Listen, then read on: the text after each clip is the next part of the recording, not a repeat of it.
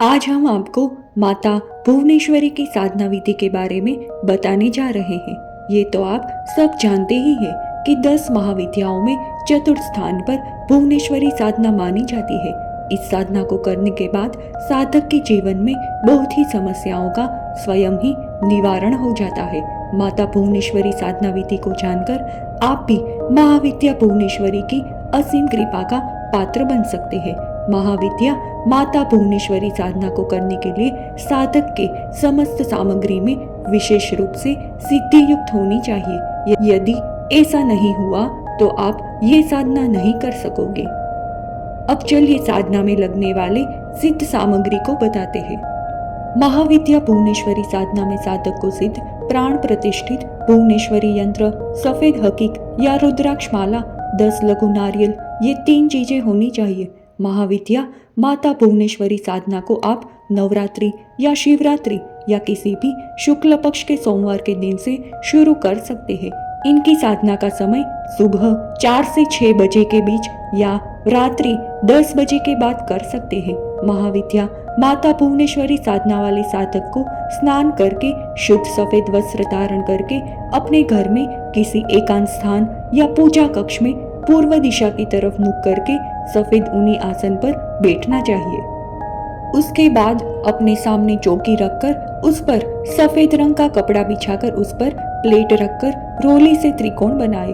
उसके बाद उस त्रिकोण में अखंडित चावल भर दे। उसके बाद उन चावलों के ऊपर सिद्ध प्राण प्रतिष्ठा युक्त भुवनेश्वरी यंत्र को स्थापित करे। फिर उसके बाद भुवनेश्वरी यंत्र के सामने 10 चावल की ढेरियां बनाकर उस पर 10 लघु नारियल स्थापित करे। उसके बाद यंत्र के सामने शुद्ध घी का दीपक जलाकर यंत्र का पूजन करे और मंत्र विधान अनुसार संकल्प आदि कर सीधे हाथ में जल लेकर विनियोग करे। विनियोग का मंत्र इस प्रकार है: ओम अस्य श्री भुवनेश्वरी महामंत्रस्य सदाशिव ऋषिः त्रिष्टुप छंदः श्री भुवनेश्वरी देवता ह्रीं बीजम एम शक्तिः श्रीं कलिकम श्री भुवनेश्वरी देवता प्रीत्यर्थे जपे विनियोगः। इसके बाद साधक को ऋषि आदि न्यास करना चाहिए। इसके लिए बाएं हाथ में जल लेकर दाहिने हाथ की समूहबद्ध 5 उंगलियों से नीचे दिए जा रहे मंत्रों का उच्चारण करते हुए अपने भिन्न भिन्न अंगों को स्पर्श करते हुए ऐसी भावना मन में रखें कि वे सभी अंग तेजस्वी और पवित्र होते जा रहे हैं। ऐसा करने से आपके अंग शक्तिशाली बनेंगे और आपको चेतना प्राप्त होती है।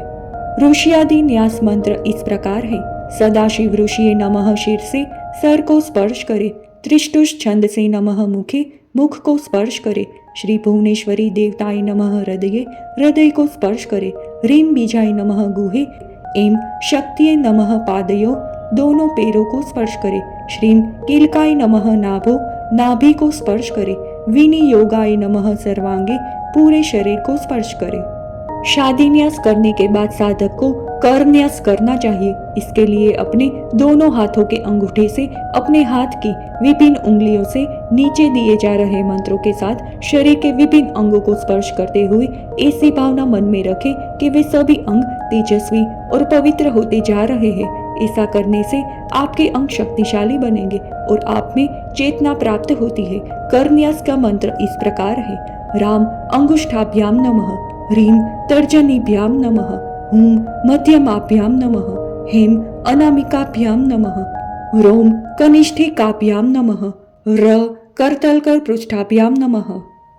हृदयादि न्यास मंत्र इस प्रकार है: राम हृदयाय नमः, हृदय को स्पर्श करे, ह्रीं शीर से स्वाहा सर को स्पर्श करे, हुम शिखाय वषट शिखा को स्पर्श करे, हेम कवचाय हुम कंधों को स्पर्श करे, रोम नेत्र त्रयाय वोषट नेत्रों को स्पर्श करे, र अत्राय फट सर पर हाथ घुमाकर चारों दिशाओं में चुटकी बजाए।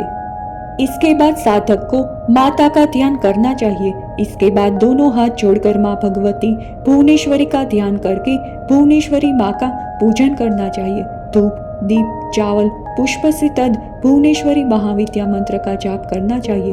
ध्यान मंत्र इस प्रकार है: उद दिन धूतिम मिंदु किरीटाम तुंग कुंजाम नयन त्रययुक्ताम स्मेर मुखिम वरदांग कुशपाशा भीतिम कराम प्रभजे भुवनेशिम। बताए गए पूजन संपन्न करने के सिद्ध प्राण प्रतिष्ठित हकीक माला या रुद्राक्ष माला की माला से दिए जा रहे मंत्र की 23 माला 11 दिनों तक जप करना चाहिए और मंत्र उच्चारण करने के बाद भुवनेश्वरी कवच का पाठ करना चाहिए। मंत्र इस प्रकार है। एम ह्रीम श्रीम। 23 माला मंत्र उच्चारण करने के बाद भुवनेश्वरी कवच को पढ़ना चाहिए। ये महाविद्या साधना 11 दिनों की साधना है। माता भुवनेश्वरी की साधना करते समय साधक को पूर्ण आस्था के साथ नियमों का पालन जरूर करना चाहिए और नित्य जाप करने से पहले ऊपर दी गई संक्षिप्त पूजन विधि जरूर करें। इस समय साधक को माता भुवनेश्वरी साधना करने की जानकारी को गुप्त रखना चाहिए। 11 दिनों के बाद मंत्रों का जाप करने के बाद दिए गए मंत्र साधक ने जिस मंत्र का जाप किया है उस मंत्र का दशांश हवन अवश्य करना चाहिए। हवन में कमल गट्टे शुद्ध की हवन सामग्री को मिलाकर आहुति दे।